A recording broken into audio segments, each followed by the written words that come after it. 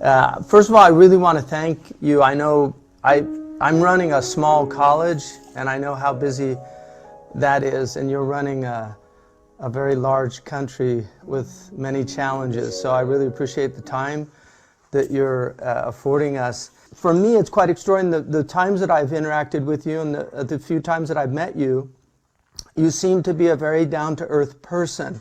And that's a very interesting phrase that we use, down to earth, because in Arabic the term for what the Prophet ﷺ asked us to do is tawadu, which means to stay close to the earth. And so I just looking at that, I'm just curious how you've dealt with all these remarkable achievements. Shaykh Hamza, well, let me say one thing. And I have had a very varied life. Someone who finished his education, got a degree, but at the same time played international cricket. So normally when you play international sport, you have to be very focused. And to excel, to become the best in your country, you really have to have that tunnel vision. And normally it's very difficult to study. You can't do two. Most international sportsmen actually do not finish their studies. So because I did the two, I had a bigger perspective of life. So if all you do is play sport all the time, and you have no other perspective in life, so everything becomes that sport. And so when you excel in it, you think, you've conquered the world. And there's always a chance that you will have arrogance in you because you're so much better than the other players. So, it's a very natural thing when you excel as a sportsman and you reach the top. So others are not as good as you, and because that's your world, you have this a chance of, in my opinion, what is the worst quality in a human being? Arrogance. You can get arrogant. On the other hand, I played almost 2 decades of international sport. So in that period, you have lots of ups and downs. That also tells you a lot. When you fall, it leads to a lot of soul searching. So when you go into the cycle of up and down, when you reach the top and then you have setbacks, and over 20 years I had lots of setbacks. I had a lot of successes, but a lot of setbacks. So during the low period in your life, it teaches you a lot. So you do not eventually lose when you go up, your feet stay on the ground, because you know that, you're not always going to stay up there. So that's one. But really it is, later in my life, just at the end of my sporting career, when I was blessed with Almighty's greatest gift, and that's faith. I never understand this concept of people forcing someone into your religion or faith, because for me, faith is a gift of God. Not everyone has this iman of faith. So once you have that, then you have a completely different perspective on life, because you believe that success, respect are in the hands of God. This is, clearly stated in the Quran. So once you know that, when you have successes, you then attribute it to God. And you know that it's because of His will that you have succeeded. So arrogance disappears from your life. And then the most important thing, that you control what is the most destructive thing in a human being, is the human ego. If you do not control the ego, it is very destructive. And I've seen it destroy human beings. So faith, actually, true faith, iman, firmly makes you control your ego. And there's a tradition in American baseball that when they see a pitcher pitching a perfect game, all the other players leave him alone, because they know he's gone into a kind of zone, and they don't want to disrupt that. But what they do at the end of the game is they push a pie, a cream pie in his face as he comes off the mound. And it's a way of reminding him, you know, you had a perfect game today, but tomorrow you might lose. So there is an awareness, I think, in people of that up and down. We read in the history books that when a Roman general used to come back victorious, you know, there would be a man standing behind him when he would be taking all the applause from the crowd.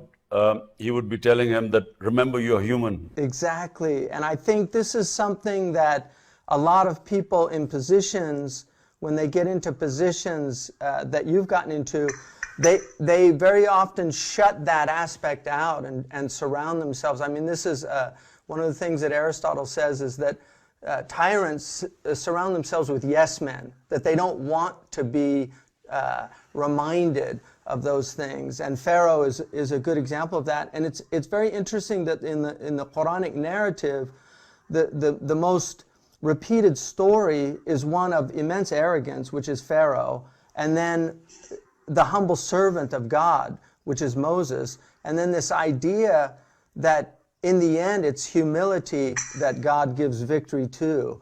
I'm one of the things about pride that really interests me is I know in Urdu they say ghurur, which is very interesting because it's taken from the Arabic, which is a kind of self-delusion, that you enter into a delusional state from Arabic. Gharur is one of the names of the devil.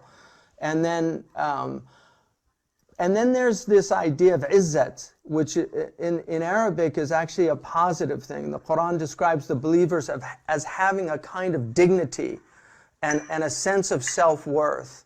And I think what it seems to me is that in many parts of the Muslim world, a lot of Muslims have lost that sense of civilizational pride.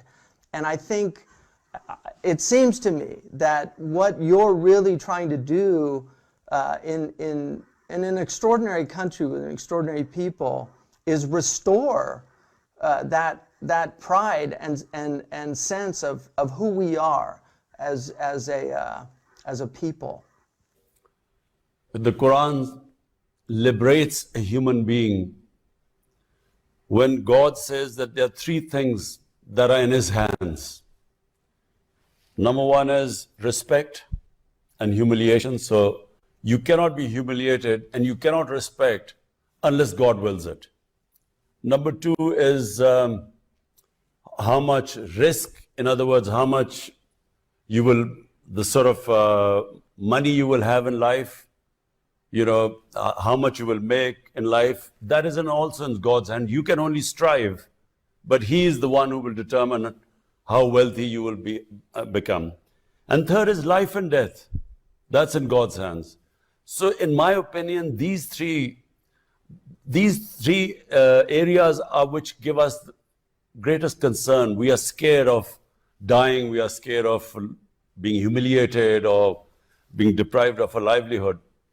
So in my opinion, when you have faith, you have complete belief that the things that cause you the greatest fear are in God's hands. And therefore, you realize that only thing you have got in your hands is to struggle. Success lies in His hands, and which I've always tried to tell my political party. I've always tried to make them understand this. Because, when I came into politics, there were two things. Everyone, because there are mafias in politics, people were scared to come into politics because they were scared they would be killed or they would be beaten up by these mafias. So number one fear was actually of dying. And number two was of being humiliated because they were powerful people. They would, my character assassination in these past 20 years, the sort of things they have come out against me and all sorts of scandals and fake news to humiliate me. But the reason why I struggle all this time and for 15 years really without much success is because it was my belief that no human being can humiliate me, no matter what they say. And secondly, life and death is not in my hands. I'd built this cancer hospital and I'd seen friends of mine come in to the hospital perfectly healthy with a tumor and gone in a few months' time. So this fear of dying is also a big impediment in a human potential, a human being achieving its potential. But the important thing which you said was pride. During my life, I also realized that this self-esteem, it is the greatest trait of a human being. In our language, we call it ghairat. It is a great quality in a human being. And I remember my house was being built, and it was the hottest time of the year. And I was just watching this house, the sun was blazing down and the laborers were working. And there was this one guy, young man who was just, his shirt was drenched with sweat. And he never once stopped working, whereas others would sit in the shade for a while, have a glass of water and then come back. So at the end of the day, when he finished, I went in and handed him some money, which would have been a lot of money for him. And he asked me, he said, "Why are you giving me this money?" I said, "Because, I saw you the way you worked." He said, "The work I did, I've been paid for. And please keep your money." So the respect I had for this ordinary laborer was much more than so many rich people I've met in my life, who just do not have this self-respect and this dignity, or ghairat as we call it. And you're absolutely right that, I find people, who have dignity and respect, no matter whether they have money or not, they command respect. You respect them. It reminds me, I took my sons to Uhud to visit Sayyidina Hamza. And there were very few people there, but there was a man selling candy. He was a little like a Bedouin man, and he was selling candy on a little cart. And so I wanted to get my boys something sweet at the place, and they had 10 riyals, and the candy was only like 2, I think, riyals. And I told the man, "Keep the change." And he said, "No, the candy's only 2 riyals." And I said, no, it's all right. You can keep it. He said, "Look, I'm not a beggar. This is my job. And it's only 2 riyal." And he refused to take like what I was looking at as charity because of exactly what you're talking about. And that is something I think God loves. It's that dignity that you carry with you. The Prophet ﷺ said in a very interesting tradition for me, I think, he said, the believer, al-mu'minu la yudhillu nafsa, the believer should never humiliate himself. And that gets to what you just said, is that really it's we who humiliate ourselves. Nobody can humiliate you if you have that dignity. They can attempt to take it away from you, but they can't. And that gets back to a question of how you think we can restore this sense of dignity that for a lot of Muslims seems that there's almost a shame, especially in wealthy people. And I think it's something that I find very inspiring in you, is that you're not ashamed of your faith and your tradition, which is quite rare amongst people that have entered into politics. There's almost a reservation in acknowledging the part of faith. Shaykh Hamza, 2 things. One, that La ilaha illallah, no God but Allah. That in itself gives you dignity. The motto of my party, when I started my party 25 years ago, is Iyyaka na'budu wa iyyaka nasta'in. You alone I worship, you alone I ask for help. You see, in my opinion, true faith, Iman, that in itself gives you dignity. Because just the fact that you don't bow in front of anyone but the one, that is a liberation of a human being. Young people ask me about who do I respect or what is the concept of richness. You see, for me, someone who is rich is someone whose conscience has no price. You can't buy them. And that's what I mean, this, and you talked about the candy man and I talked about this laborer. People who don't bow in front of anyone, who do not allow their dignity, lose their dignity, whatever happens. They are the ones who command respect. And if I read this book after it's called the Arab Conquest. It's after our Prophet, after his death. The way the Arabs spread all over the world. And it's very fascinating if you read that. It was not, they didn't have any technical advantage over all the people they defeated. The Mongolians, for instance, they also had conquered half the world very quickly. But they developed a certain form of warfare. They had these special bows which used to shoot arrows much further than anyone else. They had these special horses and a war technique. But these Arabs had nothing. They were the same Arabs who were insignificant in front of Persian and Byzantine empires. But when you read about it, they were liberated souls. They were fearless. They were fired with a higher imagination. And this is the basis of, if one sports team is very talented, the other sports team has self-esteem and respect, they have pride, they will beat the talented team. And I've seen this more often in my life. And this is really it. The problem when you say about Muslims and rich Muslims and wealthy Muslims, I've seen them lose their pride. I've seen them, become servants of wealth. Their wealth has made them, enslaved them actually, and they stick to their wealth thinking that's everything. So this is unfortunate. In our Muslim world, we have very few leadership in the Muslim world, which actually is truly liberated.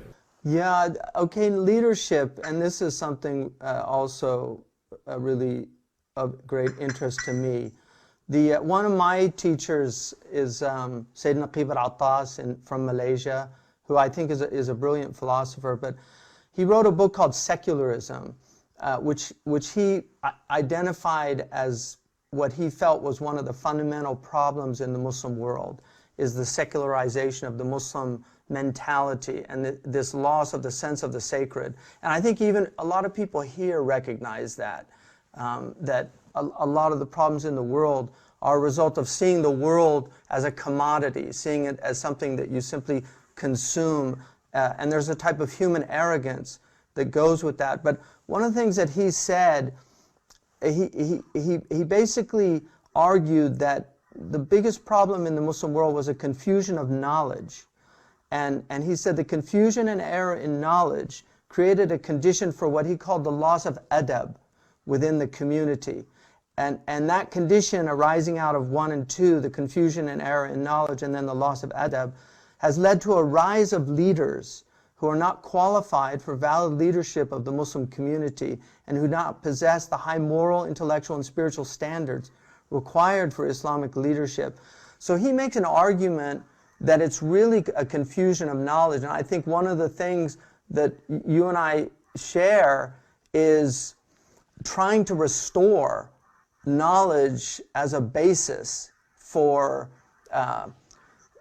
as a starting point, really. And so I know that you have the university that you've been working on in Pakistan, among other amazing things. I mean, I've followed some of your political career, and I think like the reforestation project is a really interesting project, trying to bring back the trees that have been lost.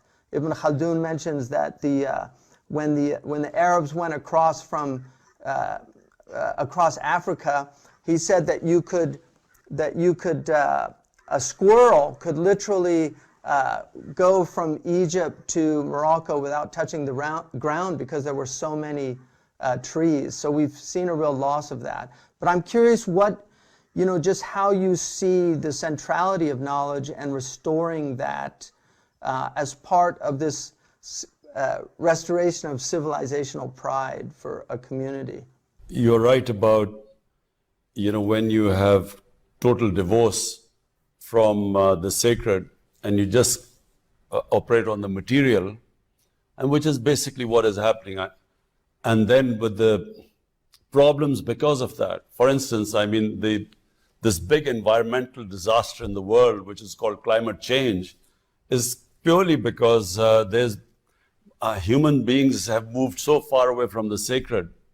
And sacred basically means being humane, thinking about others.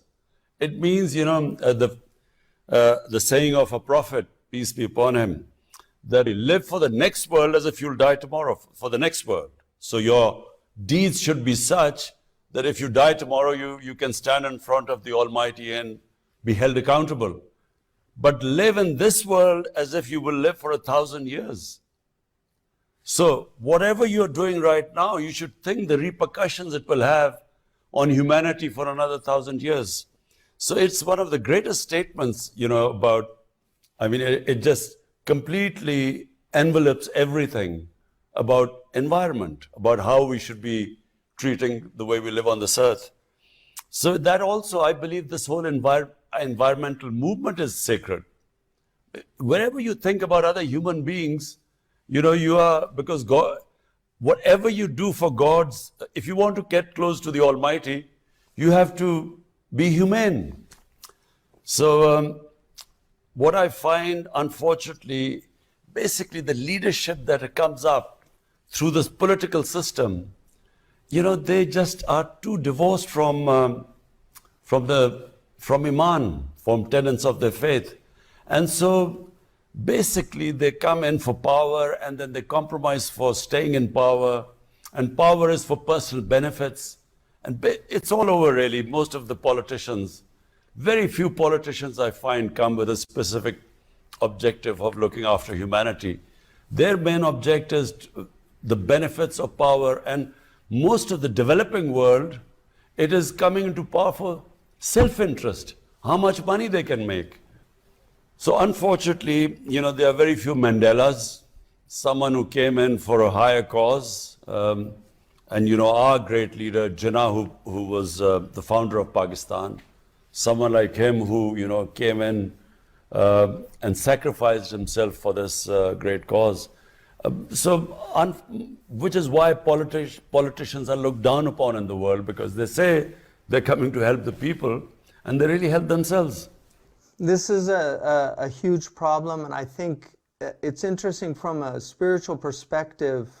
A lot of the ethical traditions that we have, and not just in the Muslim community, the source of this is arrogance, and because it's the idea that the human being somehow has only responsibility to himself, that he's not responsible to anything above himself. So he in essence makes himself like a god, and that gets to how do we, just in terms of as a community, how do we get out of the conditions that we find ourselves in? Because I think a lot of Muslims, have looked at the Muslim world for some time and seen the type of rulers that exist in the Muslim world, and I think there's so much animosity, unfortunately. So instead of praying for people, because one of the things that traditionally, like in the Imam Tahawi's creed, he says that we have to pray for our leaders, that there's this idea that as you are, so are the people put over you, so that if the people themselves are corrupt, they very often get that type of leadership. So how do we get out of that situation? I mean, I know the trials and tribulations that go with leadership. Like I said, I run a very small college, and the headaches that I have just from that, the lack of sleep, the difficulties that come with that. And so I can't imagine the type of burden that somebody like yourself would have on your shoulders. So what's the light at the end of the tunnel that's not an oncoming train? Shaykh Hamza, when I started politics, I only came into politics. If I did not have Iman or faith, I would never have come into politics because I had everything. I mean, I was already a big name in my country, a sports star, and I had, respect, and I had, the money I wanted for my life. I had enough money. So, for me to spend 22 years of my life struggling to, become a prime minister, it made no sense. Why would someone like me who had everything? So the only reason was I believed that I had a responsibility to my society because I was given more than others. The whole test of a human being, according to, I think, all religions, is that if God gives you, He will test you according to what He's given you in life. The hereafter test, the test when we meet our when we meet our God, He will test us. What did we do with all the benefits and privileges and His blessings He gave us?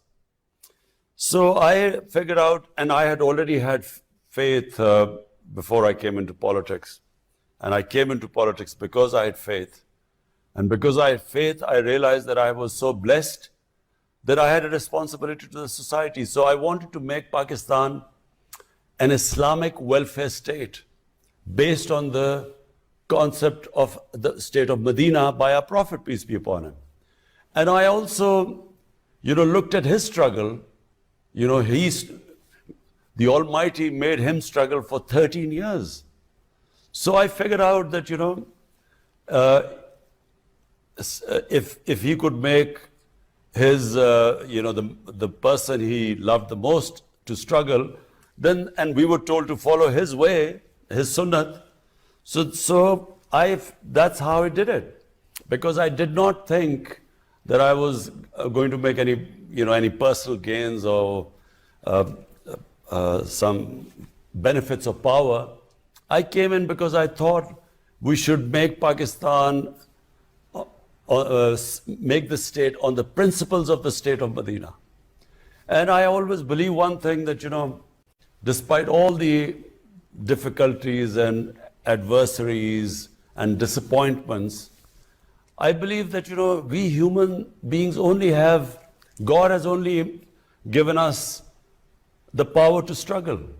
Whether we succeed or not is not in our hands, as was shown by, the life of our Prophet, because for 13 years he struggled, and a very tough struggle. And then when he did the hijrat to Medina, he didn't know that it would be the beginning of his rise. And even then in Medina for first 5 years, it was a real struggle. So therefore, for me, it was just a struggle, and I have this ideal that we want to have this country based on two principles. One is it should be a welfare state, a humane state, which takes care of its bottom strata of the society. And secondly, rule of law.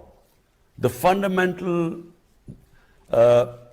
principle of a civilized society is where you bring the powerful under the law, and which is the biggest problem in the developing countries, because we don't have rule of law.